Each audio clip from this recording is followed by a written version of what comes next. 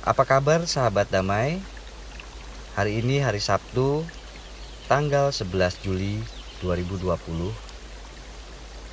Kita memperingati Santo Benediktus Abbas. Marilah kita membuka dengan tanda kemenangan Kristus. Demi nama Bapa dan Putra dan Roh Kudus. Amin. Bacaan hari ini, bacaan pertama diambil dari Injil Yesaya bab 6 ayat 1 sampai dengan 8. Dalam tahun matinya Raja Uzia, aku melihat Tuhan duduk di atas tahta yang tinggi dan menjulang, dan ujung jubahnya memenuhi bait suci.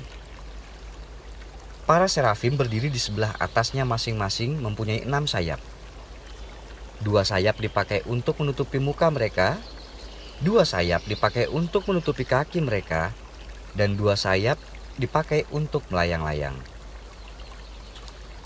Dan mereka berseru seorang kepada seorang, katanya, Kudus, kudus, kuduslah Tuhan semesta alam.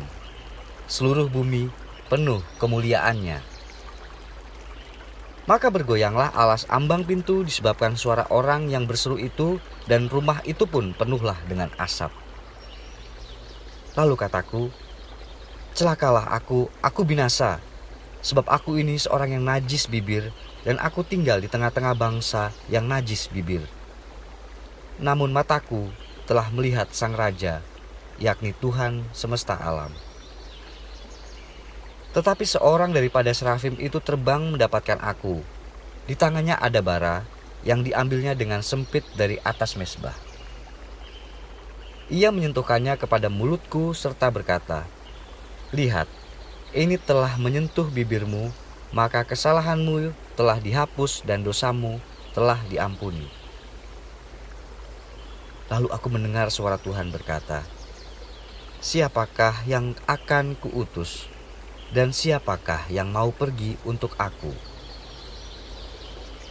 Maka sahutku, ini aku, utuslah aku. Demikianlah sabda Tuhan. Syukur kepada Allah. Mazmur hari ini, Tuhan adalah Raja. Ia berpakaian kemegahan. Tuhan berpakaian, berikat pinggang kekuatan. Sungguh telah tegak dunia, tidak bergoyang. Tuhan adalah Raja.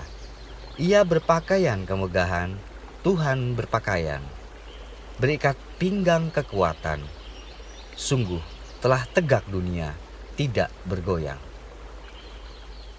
Tahtamu tegak sejak dahulu kala. Dari kekal engkau ada.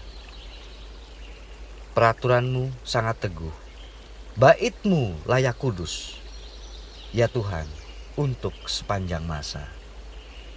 Dan bacaan hari ini diambil dari Injil Matius bab 10 ayat 24 sampai dengan 33. Seorang murid tidak lebih daripada gurunya, atau seorang hamba daripada tuannya. Cukuplah bagi seorang murid jika ia menjadi sama seperti gurunya, dan bagi seorang hamba jika ia menjadi sama seperti tuannya. Jika tuan rumah disebut Beelzebul, apalagi seisi rumahnya. Jadi janganlah kamu takut terhadap mereka, karena tidak ada sesuatu pun yang tertutup yang tidak akan dibuka, dan tidak ada sesuatu pun yang tersembunyi yang tidak akan diketahui. Apa yang kukatakan kepadamu dalam gelap, katakanlah itu dalam terang. Dan apa yang dibisikkan ke telingamu, beritakanlah itu dari atas atap rumah. Dan janganlah kamu takut kepada mereka yang dapat membunuh tubuh, tetapi tidak berkuasa membunuh jiwa. Takutlah terutama kepada Dia yang berkuasa membinasakan baik jiwa maupun tubuh di dalam neraka. Bukankah burung pipit dijual 2 ekor seduit?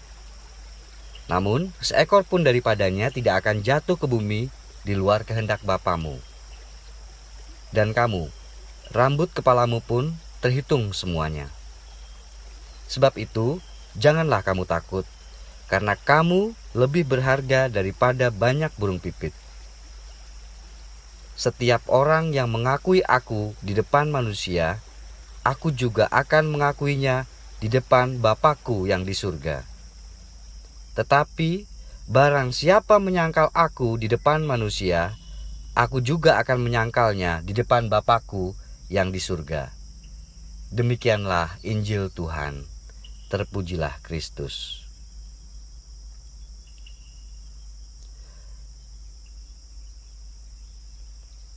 Renungan hari ini berdasarkan Injil Matius yang kita baca, Allah memanggil setiap orang dengan cara yang unik dan berbeda satu sama lain. Panggilan Allah adalah rahmat berlimpah bagi seluruh umat kesayangannya. Panggilan menjadi murid Yesus merupakan suatu pilihan yang harus diambil oleh umat yang percaya kepadanya. Pilihan untuk menjadi pengikut atau murid Yesus mengandung atau membawa konsekuensi yang berat. Konsekuensi yang terberat adalah kehilangan nyawa. Hal ini membuat banyak orang tidak mau atau melarikan diri dari panggilan yang mulia ini. Bahkan ada yang telah menerima dan melaksanakan panggilan, tetapi lari di tengah jalan.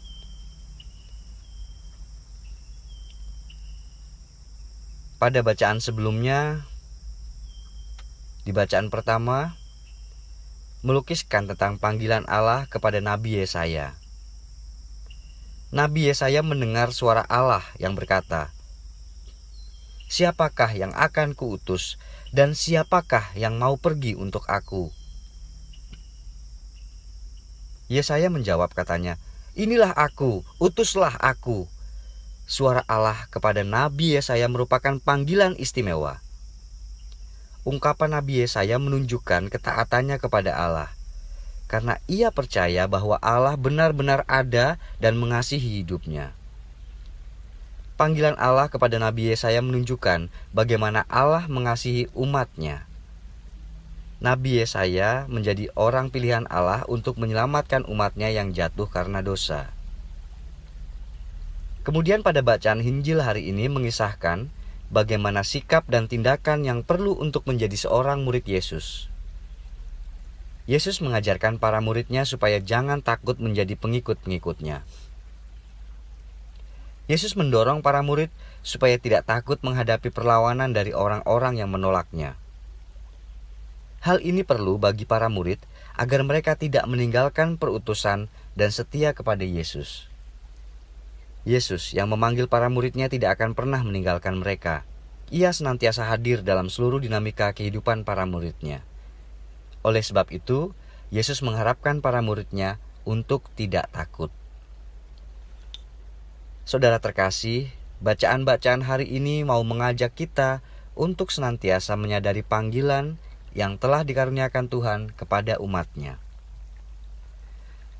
Kesadaran akan hal ini akan membawa kita pada kesetiaan terhadap Yesus sendiri dalam mewartakan kabar sukacitanya.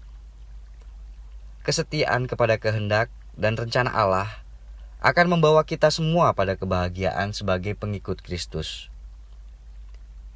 Yesus juga berpesan dalam mewartakan kabar sukacita, para muridnya diminta untuk tidak merasa takut, sebab ia tetap menyertai dan meletakkan mereka dalam pelukannya. Renungan ini diambil dari Renungan Lentera Jiwa yang ditulis oleh Frater Mario Rumsori. Marilah kita berdoa. Ya Bapa, mampukanlah kami untuk selalu taat dan setia kepadamu. Amin. Demi nama Bapa dan Putra dan Roh Kudus. Amin.